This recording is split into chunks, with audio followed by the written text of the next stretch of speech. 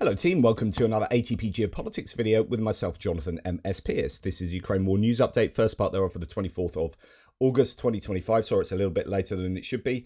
Happy Independence Day to Ukraine. I am wearing a shirt to hopefully help signify that. I'm drinking a good cup of Yorkshire tea from my Russian warship Go F Yourself mug in the Ukrainian colours. And it tastes all the better for it. Let's get on to the Ukrainian General Staff stats for the Russian losses for the day before. All the usual caveats apply, of course. 910 personnel lost is an uptick from where we have seen it. It was lower than 800. We're now getting back up towards 1,000, but still lower than we have seen previously at the peak by quite a considerable margin. No tanks, 3 troop-carrying AFVs and 81 vehicles and fuel tanks signifies, I think the Russians are just not attacking, that the momentum has probably shifted. As I stated yesterday in my Frontline update, which is the most upbeat Frontline update I've given in an awful long time. Go and watch it. It's an hour long, but there was a lot to talk about, and it's a 6-day update looking at all areas of the front line. So it's pretty comprehensive, and there was a lot to discuss. 40 artillery systems is typically fairly high, well above the daily average, and 1 anti-aircraft warfare system. That's good news for the Ukrainians, depending on what that is. So let's look at a couple of other data points. Russians from the 5th Separate Motor Rifle Brigade complain about the situation in Myrna. So Myrna was this place that I reported on yesterday that the Ukrainians had entered. This is village in that Pokrovsk sector, sort of south of the DRG, behind the Ukrainian lines attack that the Russians did, the bunny ears. Then the Ukrainians took that back, and then a fair bit below that particular bridgehead, the Ukrainians have attacked and got quite deep behind, or surprisingly behind, the Russian lines there in this little village called Myrna. And here we have 2 captured Russian soldiers talking openly, which is, you'd think quite controversial, because they're going to be identified by the Russians, and when they get swapped, they're going to get into trouble. But anyway, these Russians say there were only 2 of us left from the group. We asked the commander to let us retreat, but he refused. He said if we roll back, he'll reset us himself, which means kill them. We decided the only option left is to surrender, so they surrendered there. This is Myrna there.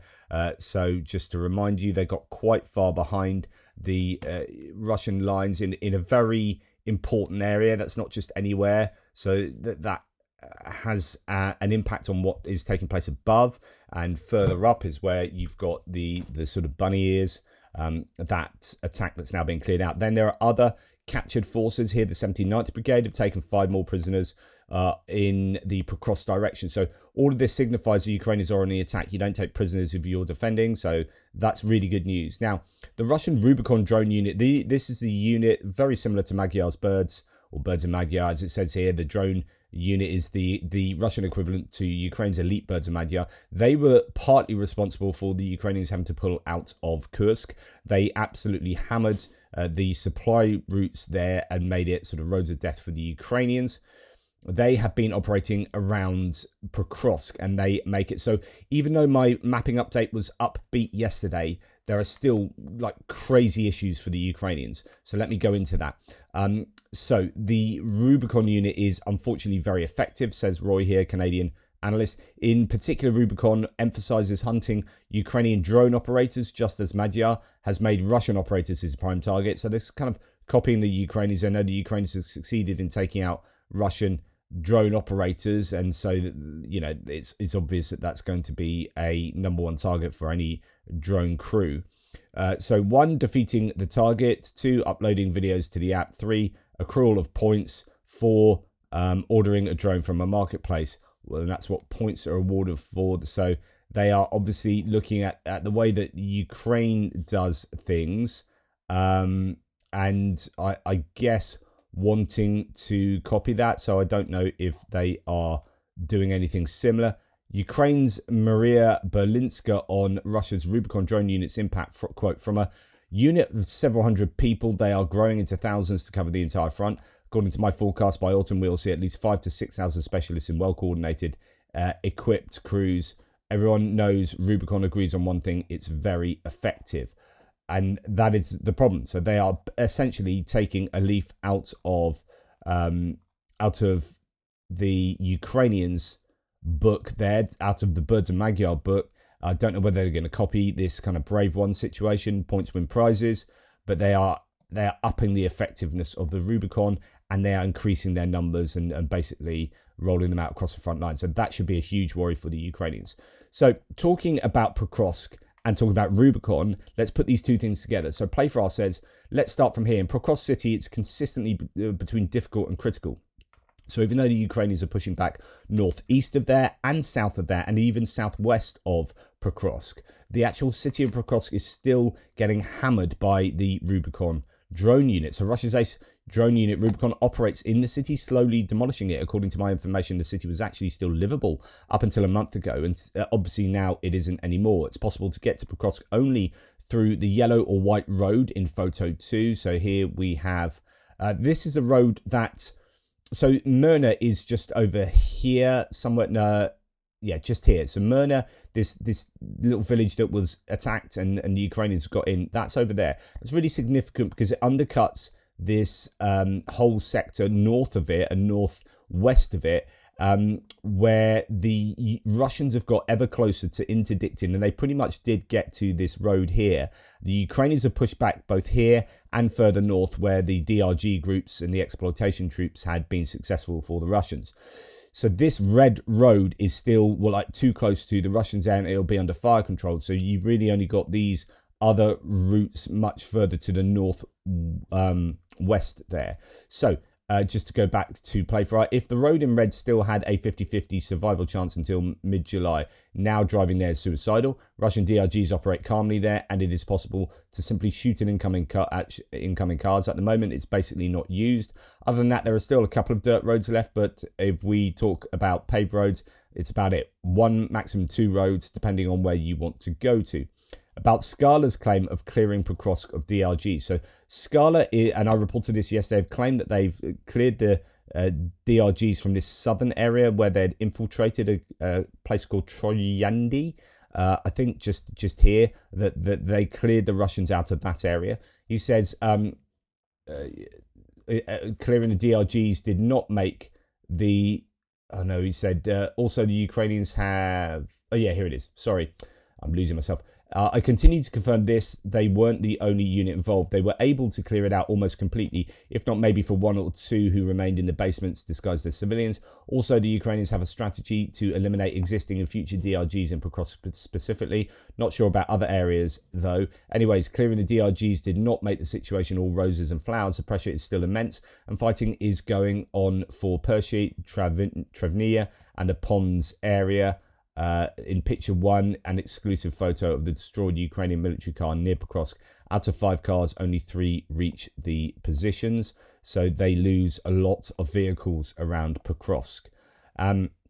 That is a Rubicon drone unit particularly being very active around there. I'd be interested in what he's saying about the Ukrainians have a strategy to eliminate existing and future DRGs in Pokrovsk specifically.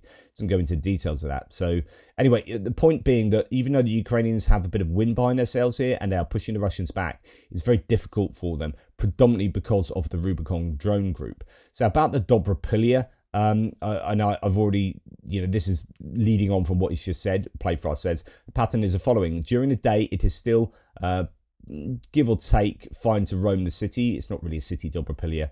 It's a small town or village, really. People still move somewhat, but after 8 p.m, the horror begins. Word straight from my source. Russian aviation activates, as well as FPVs and a ton of Shaheds too. So they're using Shaheds right on the front line, and that's why many days you don't see good interception rates for Shaheds, and they are the times where they are using them right on the front line, where you don't have time or the means to shoot them down, because they just appear straight over you, and then anywhere around here. If they're being used on Dobropillia, right? So where's that? Dobropillia, it's just here.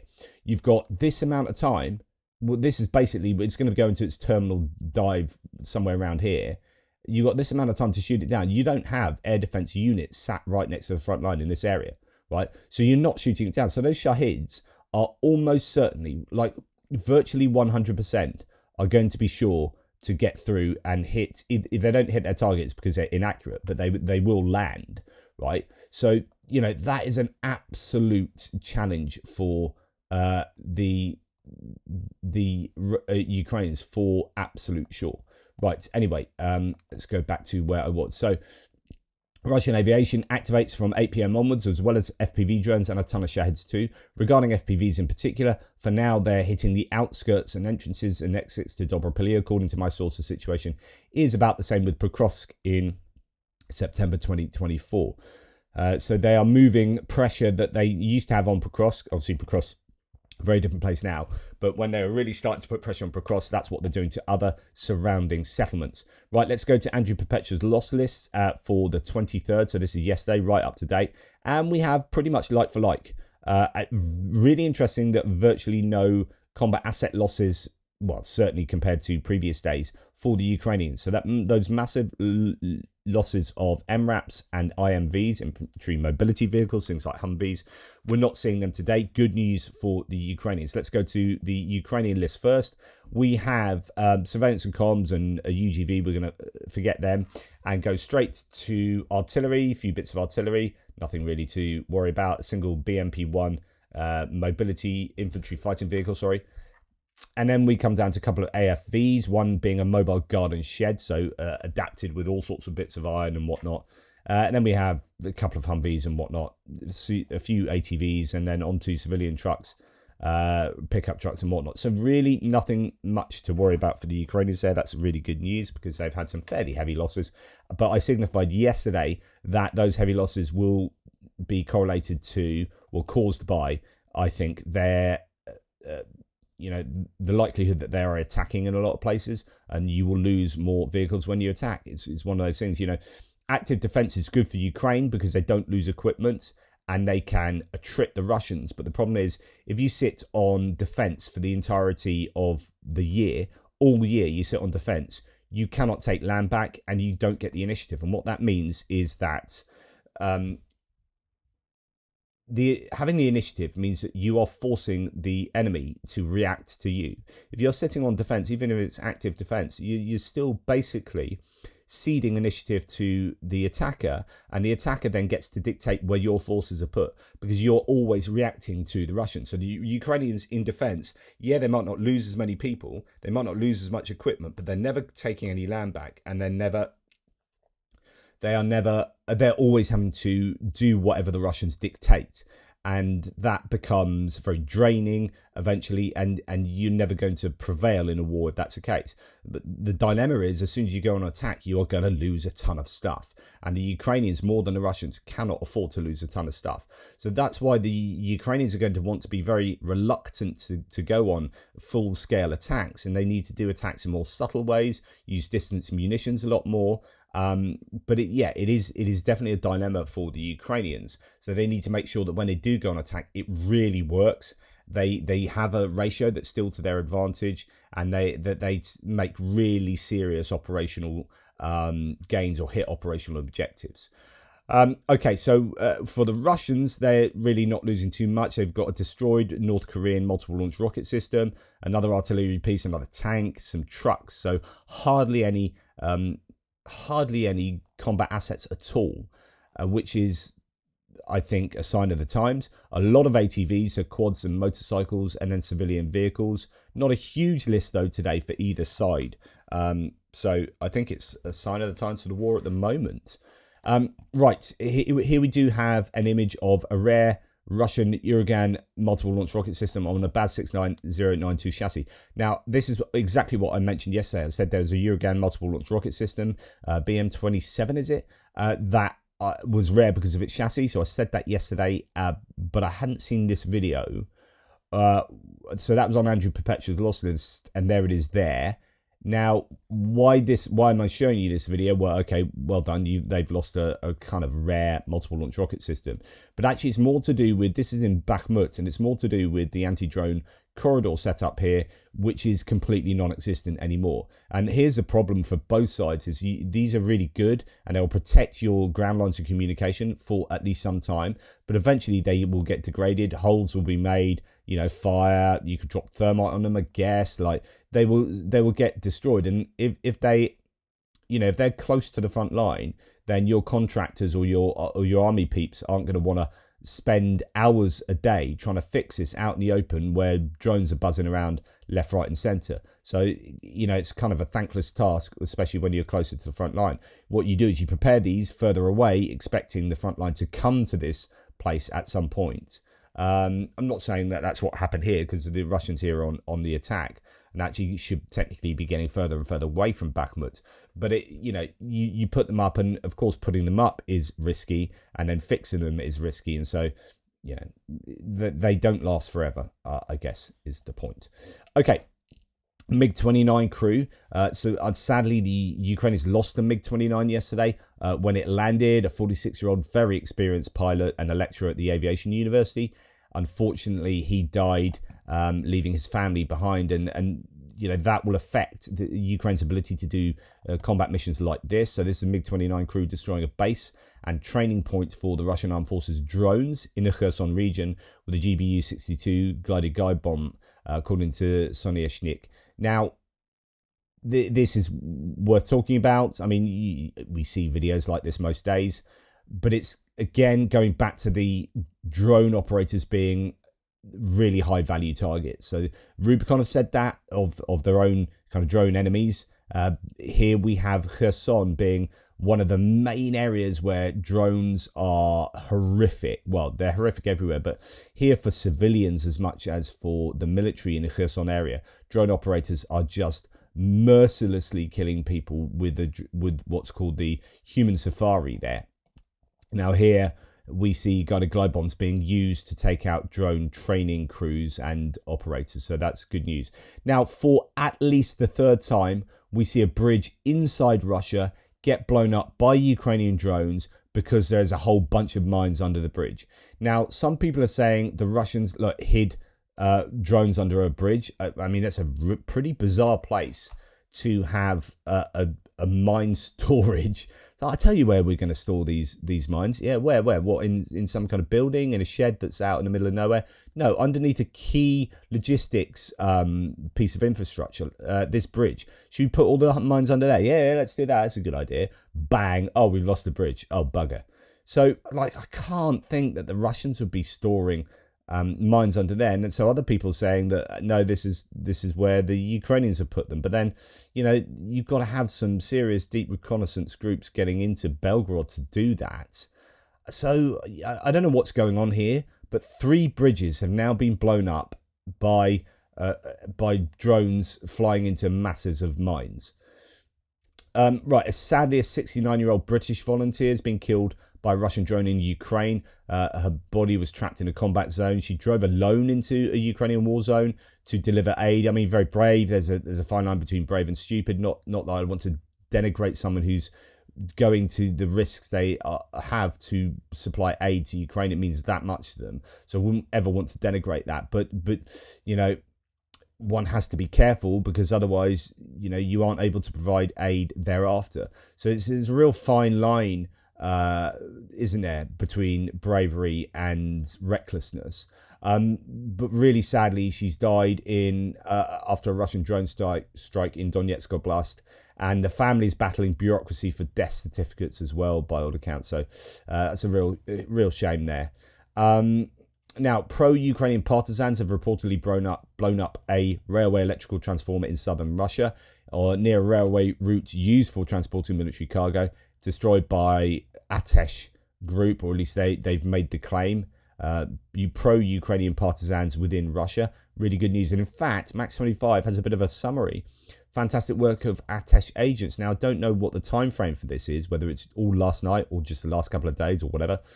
Fantastic work. Relay cabinet in Primorsky Krai, military vehicles in Krasnodar Krai, a cell tower in Krimsk, a relay cabinet in Melitopol, and transformer cabinet in Karachi-Cherkess Republic.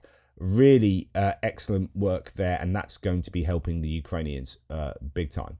Now, a Russian MiG-29, so talking about MiG-29s again, has collided with a Pole while being transported along a street in the Armenian capital.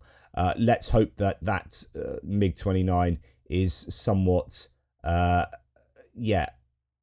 worse for wear. In fact, it looks even worse than that. It looks like that is fallen off a raised bit of road or something. Yeah, that's not good. That's not a good look for the Russians. That's brilliant for the Ukrainians. More of that, please. More driving MiG-29s into poles. That's definitely what we want. Okay, Ukrainian air defense had to deal with 73 drones and missiles, 72 drones and a single ballistic Iskander-M ballistic missile. My mate Pierre was saying that, he's agreeing that it's looking like the Ukrainians have had an effect on Russian provision of drones, Shahed drones, production and procurement and supply and component manufacturing. You would expect a big attack last night. It's Independence Day. It's coming into Independence Day. It's Flag Day yesterday. And yet 72 drones is not huge. And they just had that one big spike. But generally, we have not seen the sorts of figures you would expect from the Russians, given that purple patch at real peak that we were seeing just a couple of months ago. So if we go yet again onto the drone, sorry to repeat myself here, but although we had a spike the last couple of days, that's a big spike. You see the gap here. I think that's significant, and I think it shows that they are unable to do this kind of activity that was taking place there. And we have had I think a significant drop. So I think the Russians have really been affected in their production of Shahed drones. Speaking of production, Russia wants to produce over 6,000 Shaheds per month, according to CNN. Well, that's a kind of nothing burger of an article. Of course, they want to produce 8 gazillion a month, but yeah, they're not going to. So wants, maybe that's a poor translation from Max 25. How Russia's drone attacks have reshaped the war in Ukraine, an illustrated guide. I guess they are planning on producing 6,000 per month, and of course that would mean they'll be able to send, what is it, would that equate to 200 a day every single day? Would that be right? So 30 months, so that'd be 200 a day. Yeah. So Russia's currently producing about 3,000 strike drones per month. So that's obviously 100 a day. Now that's what the Ukrainians are producing in terms of FP1 drones by all accounts. And we're not seeing 100 a day being sent by Ukraine. At least that's not being reported. There may be things going on behind closed doors, or OPSEC may mean that we're not getting all the deets. And now, with the Raven anti-aircraft missile system, this is one based on a Supercat chassis with a couple of AMRAAM missiles on the back. Here is a picture of one, and it's always useful to see these pictures. This is produced by Ukraine, uses AIM-132 ASRAAM, so the air-to-air missiles being used in a ground mode means that they don't have as much range, because you have to get them off the ground and up into the air. You have to fight gravity, and you have to get them up to speed, and that all takes a lot of fuel, whereas if you fire them from a plane, they've obviously already got speed. They're already, going at most of the speed they need, and then you just need a bit of extra oomph, and you've already got the altitude. So they have a much greater range when you fire them from the air. But these still really useful, as you can see by the notches on the door. I love looking at these.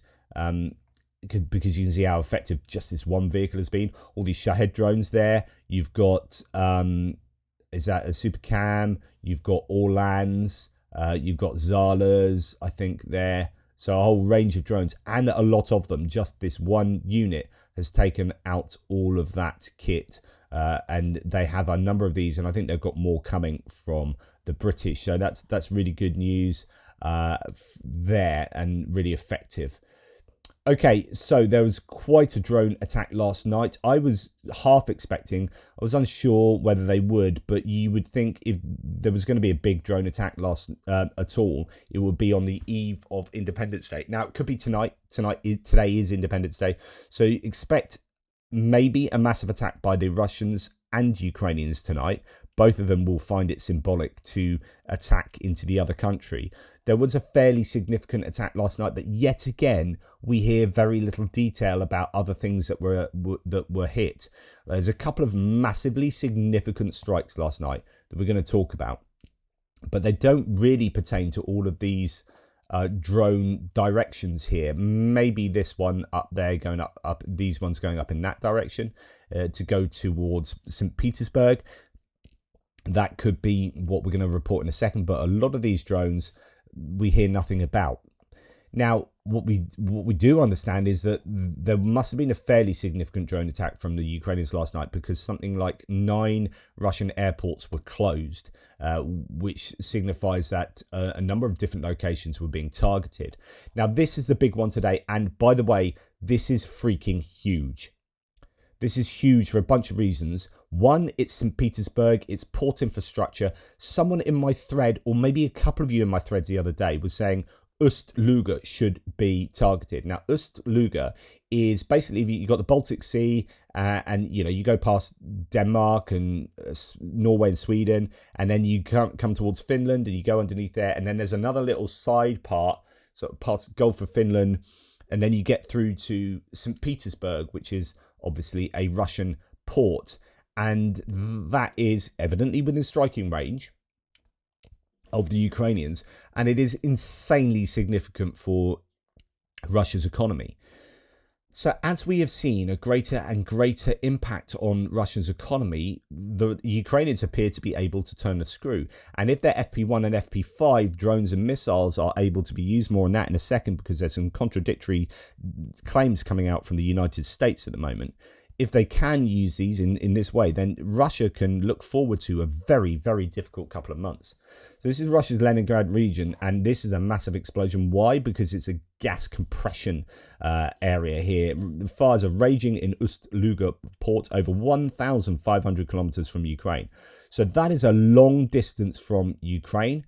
According to Cyberbroshino Telegram channel, the strike caused critical damage to the cryogenic fractionation unit for gas condensate and natural gas. Also resulted in disruption of dozens of flights to and from Pokrovsk airport, which has already been disrupted the last few days anyway.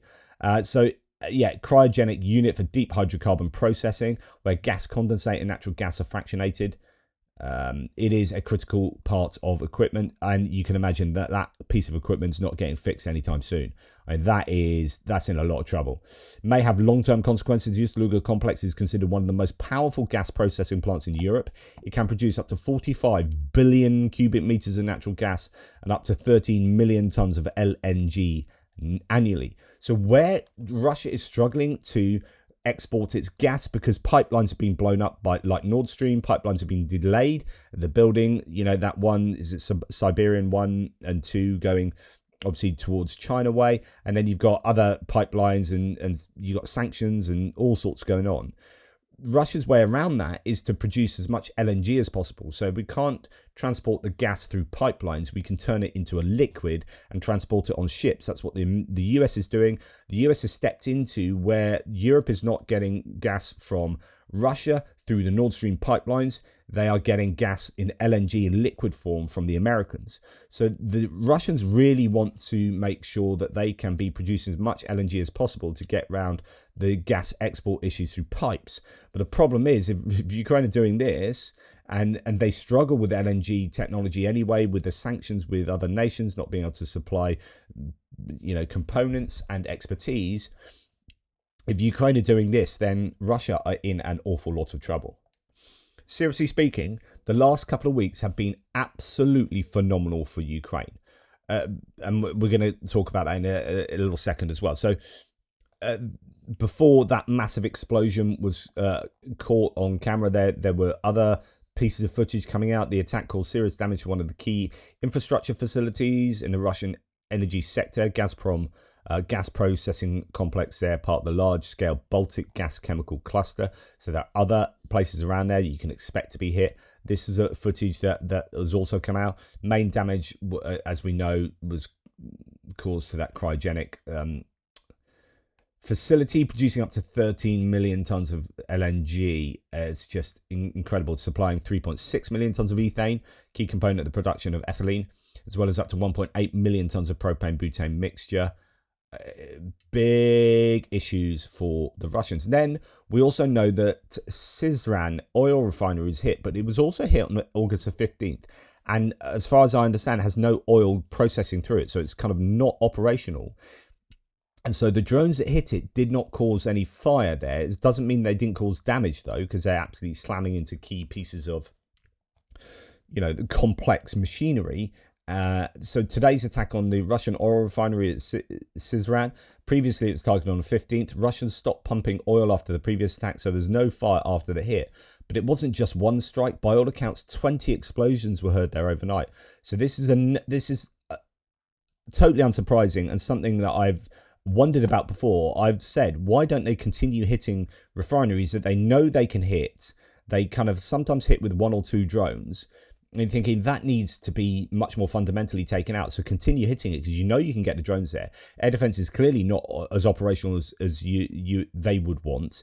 And also maybe that if it's already been hit and the Ukrainians haven't shown a form of continuing to hit the same facility night after night or whatever, then they don't feel the need to bring in better air defenses to it because it's already been kind of taken out. We want to fundamentally take it out. Now's the time to hit it with another, possibly 20 explosions. So if you've got another 20 drones hitting this facility and you've got different areas of it blowing up, like that facility ain't being fixed in a hurry, is it? So really more good news for the Ukrainians there. Then there's this. So when I talk about it being a very good week, I mean, there are a number of different targets we can discuss. There's railway logistics that have been hammered. But hydrocarbons, in terms of hydrocarbons, these refineries have been absolutely shellacked. This is Novoshakhtinsk that is burning still, and this is what it looks like still, or at least yesterday. Been burning for 3 days straight after Ukrainian drones attacked it. This is apparently day 4, so this looks like early this morning. That ain't getting put out. That is clearly spreading. This is hugely going to be affecting the Russians' ability to get petrol and diesel in their vehicles, and that will affect provision to the army, no doubt, but also like there will be a lot of unhappy people in the country, but also this will affect the economy, like not just in terms of like the money involved in the fuel, but if you can't get your vehicles around and deliver your goods to wherever, then you ain't making money. So stuff like this, honestly, the hydrocarbons industry being fundamentally degraded by the Ukrainians is going to be massively hurting the Russians. I mean, the percentage there, we were talking like a week or so ago, 13% of output has been affected. Some claims, I mean, that's going to be more now, no doubt. There's been a fire near the Kurchatov nuclear power plant in Russia's Kursk region. Officials say a transformer unit that is not part of the plant caught fire. No threat to safety. The plant has reduced power by 30%. Electricity in the city is operating normally, but, reducing power by 30%, again, that's going to affect the economy. Russia on fire. There was also reports that Saratov airport was closed during a drone alert. A fire nearby. It was at a skate park pavilion. It could well be debris from drones on the way to Engels. But again, there's an awful lot we aren't hearing about. So have there been successful strikes on Engels air bases or here or there? We just don't know. A lot of drones have been sent over the last really few weeks, month or so, and I'm not sure we always hear about them. Now, the question is, what's going on with these FP1s? If they're producing 100 a day, are they sending 100 a day? And again, the question about, where's the evidence and what's going on there? And then the FP5s, these big kind of missiles, if they are producing 1 a day, moving up to 7, they might be on 2 a day by now or something. I don't. Point is, what's going on with them? Are they using them? Are they allowed to use them? Right. And then you had Trump coming out the other day and saying, hey, Ukraine fighting has been like a sports team, a great sports team, only being able to fight in defense and not on offense. Biden didn't allow them to shoot deep into Russia. The implication was that, and therefore I am, and it's insane to tie Ukraine's hand behind its back, right? So you're thinking, okay, so Trump is a big fan of allowing, and he said, watch this space, right? So there is massive confusion going on here, because from that you'd expect that Ukraine is just about to strike very deep into Russia, and it's got the say-so from the US. So then we hear this. The Pentagon has blocked Ukraine from using long-range missiles to strike inside Russia for months, limiting Kyiv's option, according to the Wall Street Journal. And it could well be. So trying to work out what's going on here. And I think two things are going on. So before I give you the details of this, my takeaway is that this is probably Elbridge Colby, who is anti-Ukraine, working in the Department of Defense, who is a complete Egypt, doing things unilaterally, and Trump doesn't know about it, right? Then Trump signing off something that we're going to see in a minute, signing off a sale. Well, in fact, let's give you that now. So then we hear in the last 24 hours that the US has approved the sale of 3,350 ERAM missiles to Ukraine, expected to arrive in about 6 weeks, according again to the Wall Street Journal. The package is funded by European countries through the PURL program. So this is the quick, get stuff quick from the US. If you buy it, Europeans have funded it. These are missiles that have ERAM. It's been developed in the US for Ukraine, so specifically for Ukraine. Reportedly has a range of 463 kilometers and has a 227 kilogram warhead, but its exact design remains unknown. Some analysts suggest it could be a modified PJDAM or JSOWER, so some kind of precision guided glide bomb missile thing. At the same time, US policy since summer 2025 blocks the use of long-range weapons, including ERAM and Storm Shadow, for strikes on Russian territory. Right, so my guess is that there are people operating in a Trump administration, like, unless this is lies, unless they're just like, well, this is definitely true. Like, they've bought these, and this package includes other stuff, by the way. They've definitely got these missiles. So the US is, like, wouldn't be selling them to Ukraine and say, here are these missiles, by the way, you can't use them. That makes absolutely no sense. So clearly Ukraine are going to be able to use these. Now, this needs to be signed off because it's a foreign military sales package. It needs to be signed off by the president, if I'm correct. President writes that and says the next few weeks, like, or the next few weeks is going to be interesting, or is it about to start getting interesting, or something like that. The end of that Truth Social post about allowing Ukraine to strike deep into Russia, I think, is referencing this. So he signs this off. A couple of days later, we hear about this, and he says it's about to get interesting. That's referencing Ukraine being able to use these deep into Russia. But what's happening at the same time, arguably, is that Elbridge Colby is not allowing Ukraine to strike deep into Russia, because he's doing things that is fully aligned to Russia, unbeknownst to Donald Trump. So the kind of policy of the DOD, as according to Elbridge Colby, is kind of very much Heritage Foundation type policy, is undermining the White House. So another example of how Elbridge Colby is undermining the White House and POTUS in his policy also makes one wonder, what does the Secretary of Defense know? So Pete Hegseth, does he even know what's happening just under him? So Elbridge Colby is a guy under him, I think, developing this policy. He's the one that stopped the weapons going more recently, and that had to be reversed. That happened, I think, twice. Elbridge Colby is a problem. I said he was a problem even before he became, even before Trump was elected, because he was saying stuff on Twitter that I was reporting to you was heinous, right? He is one of these kind of MAGA-ish Republicans who's dead against supporting Ukraine. So is Hegseth being undermined by Colby? Very interesting that this is being allowed to continue without clear executive intervention.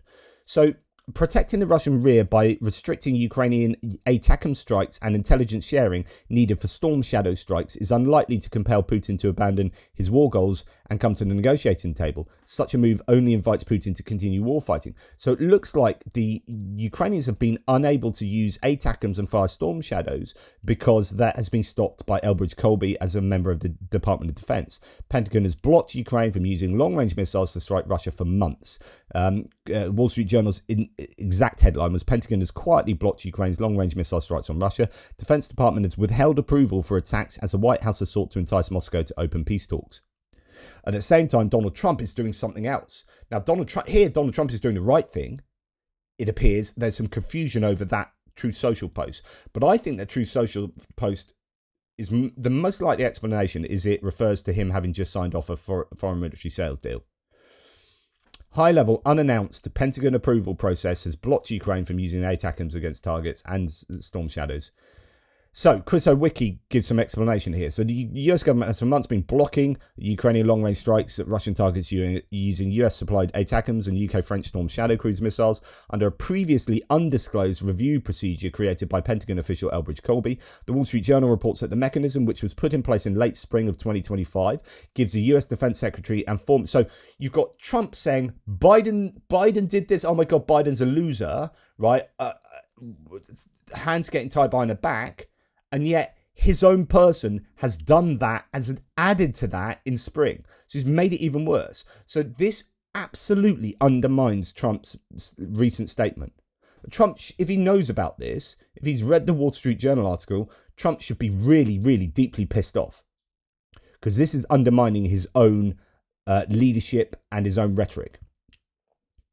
So it's put in place in spring 2025, late spring, gives the US Defense Secretary and former Fox News host Pete Hegseth the final say over the use of ATACMS and Storm Shadows, which use US targeting data. So we remember all that time when we were kind of people, I wasn't, because I knew that this was the case. Like Keir Starmer came out and said, you can use Storm Shadows. And then the British MOD had to correct Keir Starmer and said, actually, they can't. So, but it wasn't coming from the British. It was always coming from the American because it uses...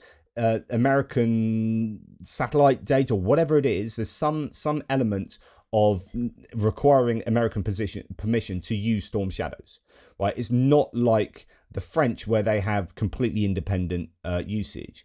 So we had our hands tied by the Americans, and that's what I was claiming at the time, and that is clearly what's gone on here, and then is made even worse by Elbridge Colby.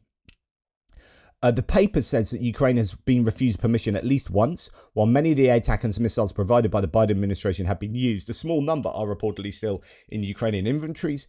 European governments have recently bought 3,350 US-made extended-range attack munitions for Ukraine at the cost of $850 million, but it does include other things as well. However, they too will require permission from the US to use against Russian targets. Colby has been publicly skeptical of the need to arm Ukraine, arguing that US stocks need to be prioritized for a conflict with China, although these are new things that the US don't really use. These have been made for Ukraine as far as I understand. It emerged in July that he and Hegseth had blocked supplies of air defense missiles even as Russia increased its air attacks on Ukraine. According to the Wall Street Journal, Colby has established a traffic light system, green, yellow and red, to assess whether to supply systems to Ukraine. Those rated green are abundant and can readily be supplied, while yellow and red are in shorter supply and can be reclaimed. However, the new review mechanism applies to weapons already in Ukraine, including European systems, which are not part of any US inventory. Their use would not affect US stockpiles in any way. The Wall Street Journal does not explain why the mechanism has been implemented. Ideology, Russian compromise. The paper notes that President Trump says that Ukraine couldn't defeat Russia unless it could play offense. It is very hard, if not impossible, to win a war without attacking. There is no chance of winning. It is not clear if he is aware of the Pentagon's policy. That's a point. He cannot be aware of this. So this just shows you how freaking messed up the US administration as a whole. I keep telling you, Trump doesn't know what's going on because he keeps getting asked about stuff by reporters and he says, I don't know. He doesn't take intelligence briefings. He doesn't have a clue about the things like the Big Beautiful Bill. He knows about some of the headline ideas of it, but really hasn't read it. He's fundamentally lacking knowledge, and he's wheeled out, and he's a vehicle through which these other people like Elbridge Colby and Russell Vought and Stephen Miller can enact their ideology and their agenda. I'm not trying to be anti-Trump here. I'm actually kind of, in a weird way, being pro-Trump here. Trump has actually tried to do something right, I think, for Ukraine. And it's the people around him that are holding him back and holding Ukraine back. The problem with the Trump administration is the Heritage Foundation people like Elbridge Colby, who are deeply ideologically opposed to helping Ukraine. So, it's a complete hot mess. The American administration is a hot mess. And I think that is exemplified by this. Now, hopefully, if they sold this stuff to Ukraine, then Ukraine are going to be able to use them. Otherwise, that's a total disaster. Anton Gerashenko. Right, we're going to go on to other bits and pieces. We're going to quickly talk about not quickly, I guess, there's quite a bit to say, about the Russian economy. So I've decided to translate to you a post from the Russian Telegram channel Neziga about the current state of Russian refineries and fuel market. Tensions in Russia's fuel market are rising in Primorye. There are kilometre-long queues at gas stations. Wholesale prices of gasoline and diesel have hit record highs. Officially, the reasons are no longer hidden. Refineries are shutting down after Ukrainian strikes. During peak summer days, up to 14% of processing capacity was idle. So this is 14%, and now Ust-Luga has been hit. I don't know what that's gonna mean. In 2025, the tactics of Ukrainian strikes have changed.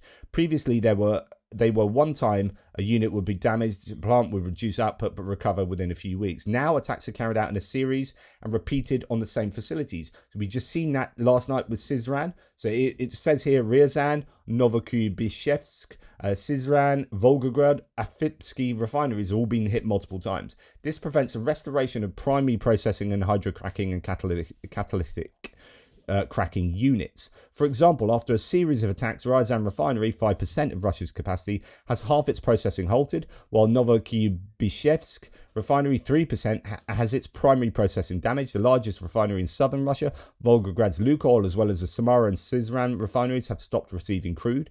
Ukraine is widely using drones with a range of 1,000 to 1,500 kilometers, such as the AQ-400, produced by Firepoint, capable of reaching the Volga region. Simultaneously, drones and maritime drones are targeting export terminals. Attacks on Ust-Luga last night and Novorossiysk have temporarily halted oil product shipments. Magyar reported hitting the Druzhba pipeline, which supplies oil from Russia to its historical homeland. The choice of refineries as targets is explained by their technological vulnerability. Modern Russian refineries were built using equipment from Shell, Axens, UOP, and Haldol Topsoy. Hydrocracking, catalytic reforming, isomerization, and Euro 5 component production. After 2022, deliveries of equipment, software, and catalysts ceased. Catalysts are consumables replaced every 1 to 3 years. Without Western supplies, Russia relies on old stock or Chinese analogs with inferior performance. Hydroprocessing reactors and compressors are manufactured in only a few countries, with delivery times up to a year. China can cover only a part of the deficit, pumps, heat exchangers, and simple catalysts. However, for complex processes, its technology lags, and replacing Western components with Chinese ones requires restructuring the entire refinery unit. As a result, every Ukrainian strike on a hydrocracking or reforming unit leads to months of downtime. The map of Russian refineries reveals a key strategic problem. The main processing capacities are concentrated in the European part of the country, while fuel consumption is rising in the Far East. Fuel logistics chains on eastern regions span thousands of kilometers, creating additional costs and risks. Kilometer-long queues in Primorye are a direct consequence of this imbalance between Western production and Eastern consumption. And then finally, large refineries from Kyryshi and Volgograd are within the reach of Ukrainian drones. A Flamingo missile, if its specifications are confirmed, can reach Russia's largest refinery in Omsk. As the range increases, facilities previously considered out of reach are now threatened, creating a scale problem for air defense. Protecting all refineries across the territory from Kaliningrad to the Far East is practically impossible. Consequently, Russia's oil and gas industry, once a source of economic strength, has become a vulnerable spot. So that's really significant. Then you've got problems right across the economy. So the automotive industry, sales of passenger cars and trucks have dropped due to high loan interest rates. Tens of thousands of vehicles are stuck at the car factories' warehouses with no buyers in sight. So what has happened is almost 1/3 fewer trucks have been sold than in 2021 for KAMAZ. The plant incurred a net loss of $42.2 million. Revenue fell by 8.8% and profit from sales decreased 15-fold. KAMAZ workers have even had to move to a 4-day working week, as many other factories have. But while in Europe this is done to boost productivity and take care of employees, in Russia it's aimed at cutting production and optimizing costs. No one's buying this stuff. Other machine building factories that provide civilian equipment can't find buyers and also reducing the work week. Then we've got agricultural machinery industry production has collapsed by 27%. Farmers don't have the money. By the way, yields are really down this year as well. Rostel, I'm just going to quickly go through some of these. Rostselmash and other manufacturers are also switching to shortened work weeks. Fields are seeing the harvest impacted by poor crops. So Russia may lose up to 25% of its grain crop, and it had a poor year last year. May frosts and drought have devastated the crops, while the high central bank rate and rising fuel prices have made farming unprofitable. Russia is now importing butter from UAE and potatoes from Mongolia. Construction, after a brief surge in early 2025, late 2024, it's then stagnated and gone downhill again. There's no demand, etc., etc. Gas by coupons got issue here. That's petrol stations. We've already seen that. Aviation, out of 15 commercial jets planned for production in 2025, only one has actually been delivered. Production of the rest is stalled due to sanctions and lack of components. With a fleet of more than 700 foreign-made planes, Russia is effectively hostage to imports of spare parts through third countries. Number of engineers isn't growing either, and so far it's difficult to replace them with migrant workers. Shipbuilding, Rosma Port terminated its contract with the Onega shipbuilding plant to build 2 icebreakers worth $230 million. The reasons are sanctions, which prevented the project from even starting. Cooperation with Turkey's Kuzi Star shipyard was planned, but the war cut everything off. So, that's another canary in a coal mine. TVs, Voronezh-based manufacturer Kvant discontinued the production of Urbis TVs due to insufficient consumer interest. Employees haven't received their salaries since the end of 2024. The wage arrears have already exceeded $745,000. In the first 7 months of 2025, Russia's budget deficit has increased to $60.5 billion. Regional budgets accumulated a shortfall of $5 billion over 6 months. This high central bank rate is suffocating businesses. Sanctions are blockading technologies, and drones are adding to this chaos. The Kremlin spends 40% of the budget on war, while the civilian economy dreams of a bright future. It is in all sorts of trouble. And then what else do we have? I think that's all. Russia's in trouble.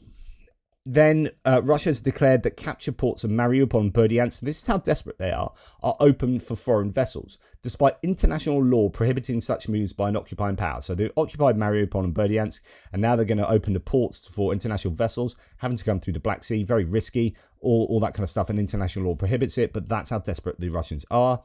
Then we have the Russian government is holding emergency meetings with oil companies to address the deepening fuel crisis. They keep saying they blame the consumer. They don't want to admit that the Ukrainians have absolutely hammered the hydrocarbons infrastructure and industry, but they're in trouble and they're having emergency meetings. Then you've got interesting news that hundreds of Armenian trucks, says Tim White, carrying agricultural products heading to Russia through Georgia are returning back to Armenia. And that's according to the Armenian opposition MP Garnek Danielyan. It comes as Armenia strengthens ties with the West to leave Russia's orbit. Trouble, trouble, trouble. Now, moving off from Russia's economy, we're going to go to Kyiv, where today Mark Carney, the Canadian Prime Minister, has turned up and pledged $1 billion of military aid. Awesome, Canada. Oh, Canada. Brilliant. And then, and this is key, very clever from Ukraine here. So Pastor Mark Burns, who's this religious consultant, advisor, spiritual advisor to Donald Trump, because we know he's that spiritual. He used to be kind of MAGA pro kind of Russia, or not particularly pro Ukraine. He then visited Ukraine and had a road to Damascus moment, apt given he's religious, and he completely changed his position and is now a massive advocate for Ukraine. And he's doing that from a religious kind of MAGA POV. That's super important. And then you've got Keith Kellogg. So both these two have arrived in Kyiv today, and very cleverly to be awarded the Order of Merit Third Class in Kyiv. If you want to keep some people on side, give them medals, right? This is well played, Kyiv. Right, so Keith Kellogg, you're the man. I know you've been sidelined a bit because you're too pro-Ukraine, but here's a medal. Pastor Mark Burns, here's a medal, mate. Thank you very much. Keep saying all the right things to all the right people. So Mark Burns is going to go back to the US, absolutely beaming, got a medal. He's going to be like, that's super cool. I freaking got a medal from another country. How cool is that? And what's he going to do? He's going to be like blabbermouthing about how awesome Ukraine is to all the right people in that information space. Well played there. Now, I forgot to mention the other day that when Trump was in the White House, not wearing a tie and wearing a cap that says Trump was all right about everything, which is very, very professional. Whilst also on the back of slagging off Zelensky for not wearing a suit in February. Anyway, he had Infantino from FIFA there, and Trump was talking about getting Putin, who he shows off this picture of Putin to the assembled press there, and says we're going to try and, hopefully my mate Poots can turn up to the FIFA World Cup in 2026 in the US, right? and I didn't really dwell on this other than that's ridiculous, because Russia has been banned from the World Cup. So the Russian national team cannot play at the World Cup and won't be able to play because qualifications have already, you can't suddenly change the decision and then they'll turn up because they haven't qualified. So Russia definitely won't be at the World Cup. So what the hell would the leader of the Russian nation be doing at the World Cup, having just bombed an American factory in Ukraine the other day?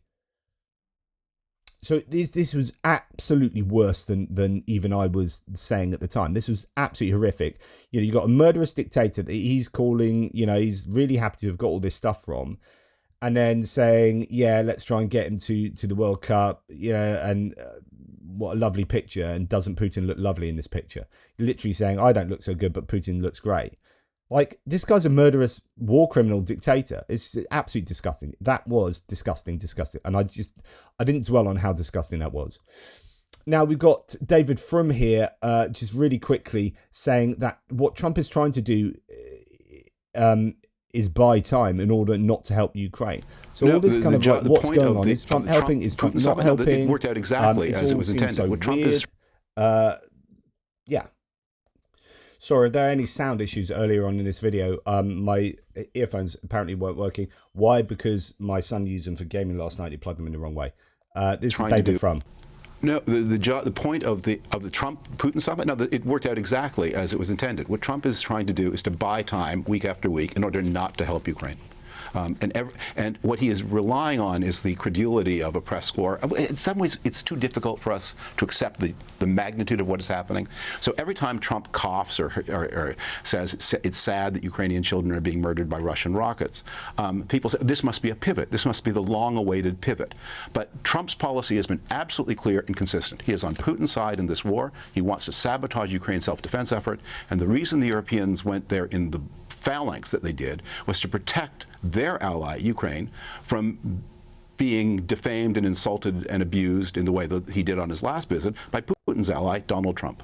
I don't disagree.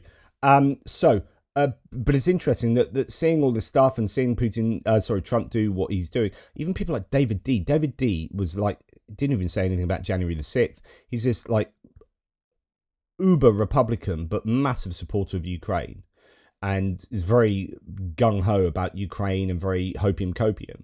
He's saying, I can no longer call myself a Republican. That is a canary in a coal mine for me, for republicanism, for at least among those who support Ukraine.